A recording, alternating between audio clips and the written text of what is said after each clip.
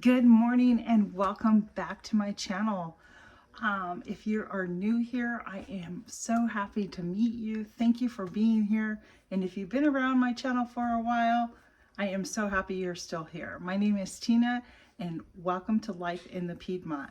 I live in the Piedmont of Virginia and I do gardening, I do baking, I do cooking from scratch, and I will even do some dehydrating and show you how to use those items in recipes once you dehydrate them. But today, I am making a copycat homemade ham and cheese pockets. You know, like those hot pockets you purchase in the store that are easy for kids or maybe even yourself just to pop in the microwave for 2 minutes. Well, I'm gonna make my own because I know that it's going to be simple ingredients, it's going to be healthy ingredients, and you're not going to have any extra stuff in there. So what I've done first is I've got my, I'll take you along, but I did get my yeast activated. Let me just show you real quick. Push the camera back just a little bit. So to this yeast, I added 1 1/3 cups of warm water, 2 1/4 teaspoons of yeast, and I did 1 tablespoon of butter. I whisked it all together. Let me set this down really quick so you maybe can get a better view. I never add my yeast because I don't want to kill the yeast, so I always mix it separately in a bowl. But as you can see, it's been activated. You can see all the bubbles, so it is proof it's good. I'm ready to go. So I am going to dump this in my big mixing bowl. Simple. And to that, I am going to add 1 teaspoon of salt. This is a 1/2 teaspoon, so I'm going to do 2 of that. And then I am going to add 2 tablespoons of olive oil. You can use an avocado oil if you want. And then I am going to add 3 1/2 cups of flour. It's 1, 2, 3. We'll set that aside. My 1/2 cup is over here somewhere. And there's 1/2. Now you can mix this in your mixer with a dough hook, but I got people still sleeping, so I don't want to really wake anybody up here. So I'm just gonna, and if you don't know, this is called a Dutch whisk. It's one of my favorite things. I absolutely love the way that it brings together dough. Now it's time to get in there with my hands.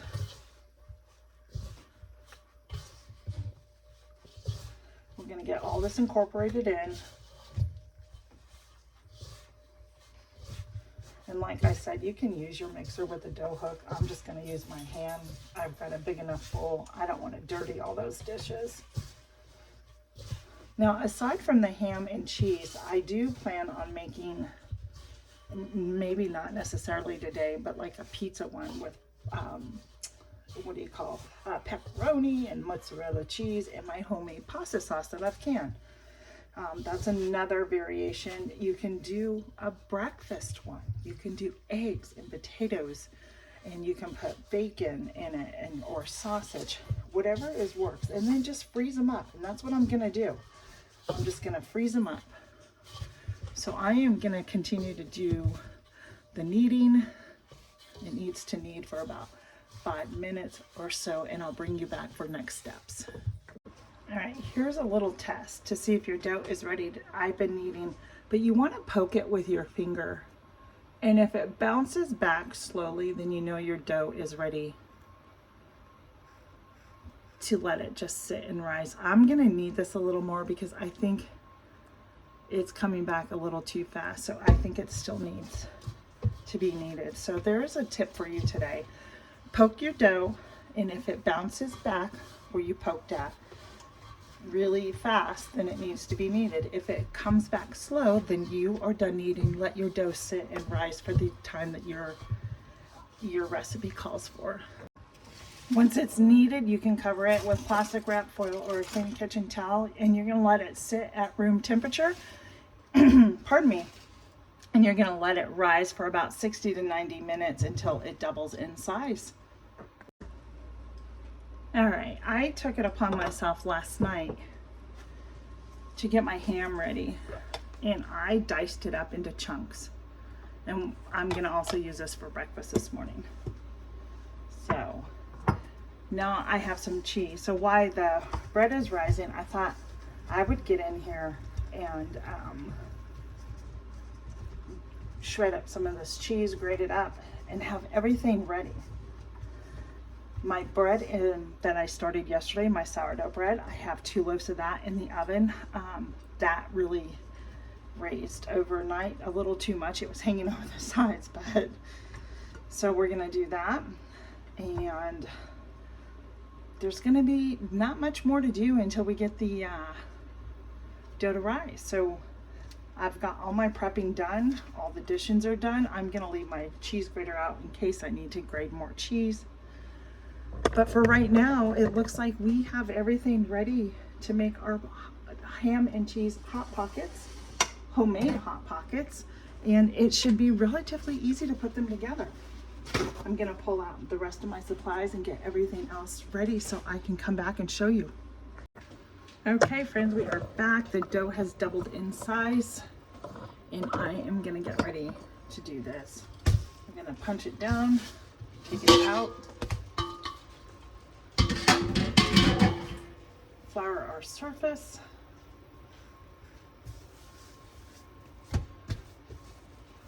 Just kind of work it out again.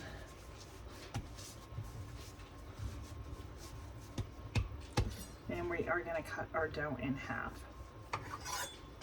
and set one aside. There's our dough.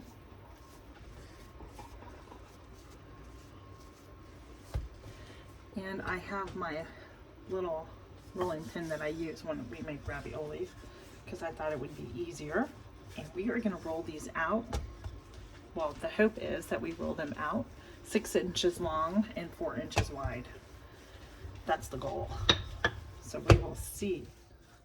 I have my oven preheating to 400. And I was thinking too, you can turn these into whatever you want. You can put chicken in it. You can put spinach. You can make it as healthy as you want. It's your choice. It doesn't matter. But I figured let's try the ham and cheese. I'm sure people will love it around here. We will see. So I'm going to continue rolling it out, and I'll show you our steps when I get this all rolled out. Okay, I'm going to continue rolling these. I've got them all pre-cut. Make sure that they're wide enough.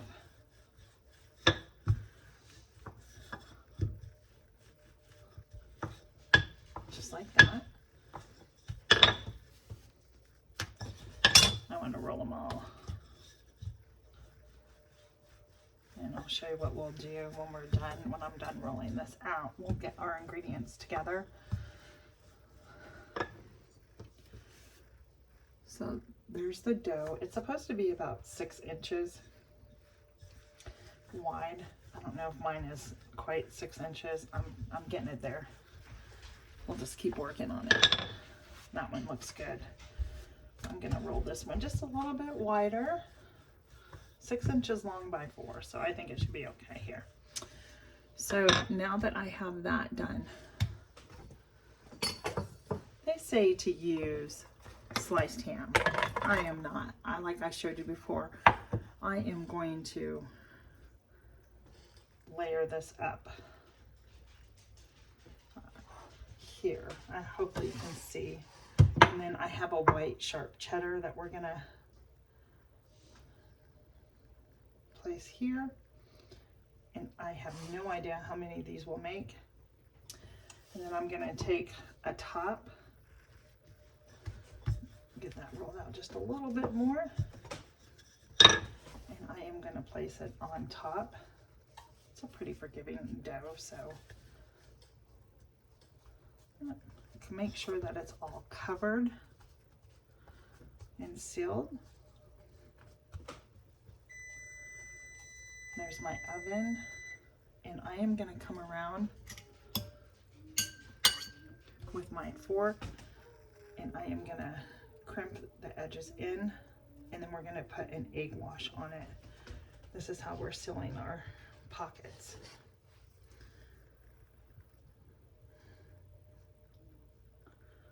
First one doesn't look bad.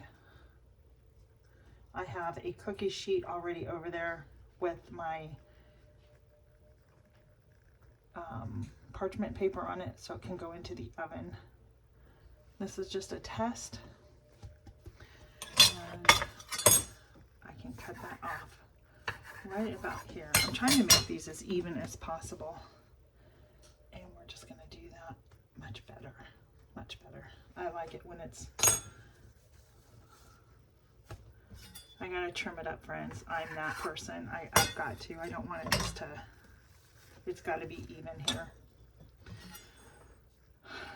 So, Mom, if you're watching, these are my skills coming in that you have taught me in other areas of my life. So there we go. Doesn't that look good? I think so. Let me just go around. I think I've got this all crimped. Let me grab my cookie sheet really quick.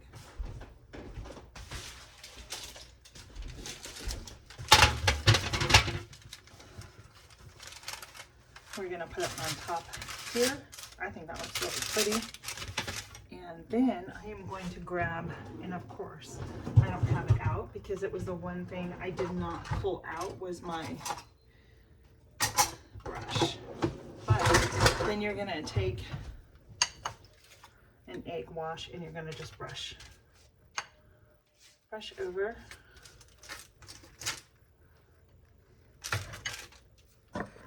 Just brush it over. We are good. And there's one down. Doesn't that look pretty? I think, nice job. I'm gonna continue to do the rest and we're gonna get these in the oven. All right, friends, I am on the last one. We're gonna fill it up, show you one more time. I'm using diced ham, and remember, you can use whatever you want in yours and not what your family likes. I think I will do these in a pizza flavor. I think I'm gonna do some breakfast ones, and I'm gonna make some healthy ones as well. So I think they're coming out quite pretty, if I do say so myself. I'll lay that on top. And then what I'm doing is making sure everything is just really tucked in there and pulling the dough in case you roll it up just a little. Then I come in with my fork and I press it down. And like here, I have a lot of space, so I can actually trim some of that off there. You pick up and turn. I can trim off there as well. I'm trying to square it and make sure that like the seams, everything is straight in it. You don't have to, that's just me. And we're just gonna come back in here. I'm gonna take you and show you. I think I got 6 out of this dough. The dough is so easy to work with. And there is another one. And I'm gonna put it over here. Let's go over here, and we're gonna bake these for about 20 to 25 minutes or until the top is brown. So I made 5. Probably could have got 6 out of it had I made them just a little bit smaller. But we're gonna give this a brush really quick. I'm feeling the need to do something here. You can get as creative as you want. I'm gonna grab my knife and I'll show you what I'm gonna do. So I'm gonna just put like a little slit in here, and that way the steam can escape.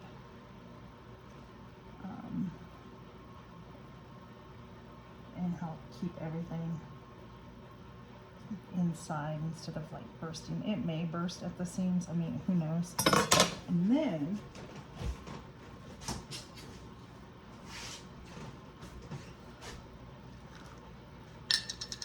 let's do a little bit of fresh parm on top to get that nice and toasted on top, and for some extra flavor. You can top this with any of the seasonings that you want. And friends, we're gonna go put those in our oven for 20 to 25 minutes.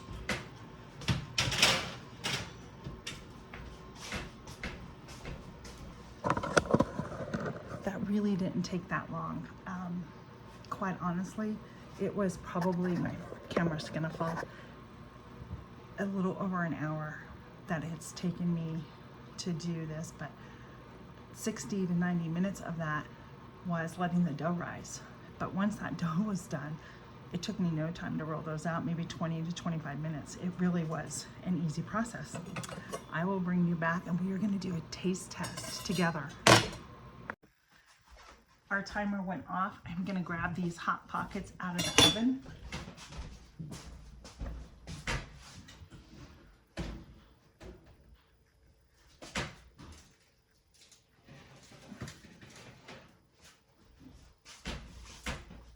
There you go, friends. What do you think?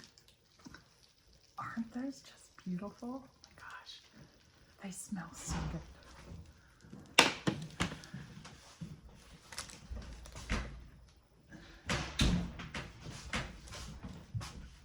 I kind of don't want to really like cut into it. It needs to cool, but for filming purposes, we have to cut into it, right?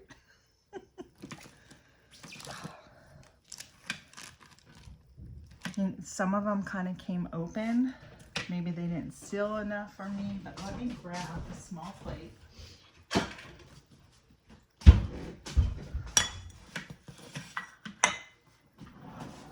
And a fork. And I will show you. Let me get the camera repositioned down here. Maybe you can see it. I'm not sure. We're going to cut into this middle one here. It kind of came open. The cheese kind of came out on it. But that's okay. You know what? It's homemade. It's not, and it's better than what you get into the freezer section of.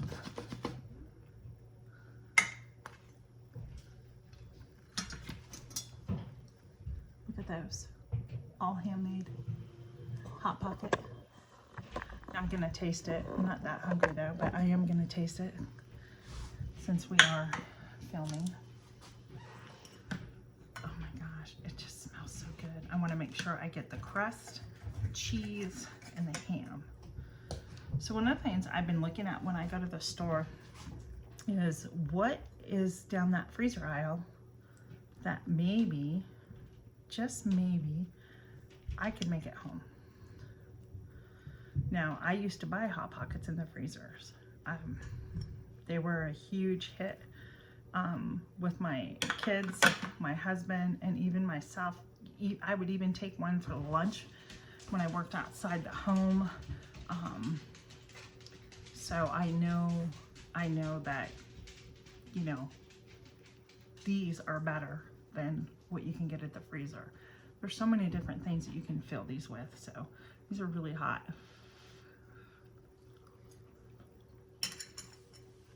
Oh my gosh, that's really good. These taste very similar to what you get in the freezer, and I think it's because I have the ham that's diced up. I would not use sliced lunch meat. I don't think that would work. But friends, this is so good. Look at that. So there you have it, homemade Hot Pockets. You can do the same thing. Fill it with what you want.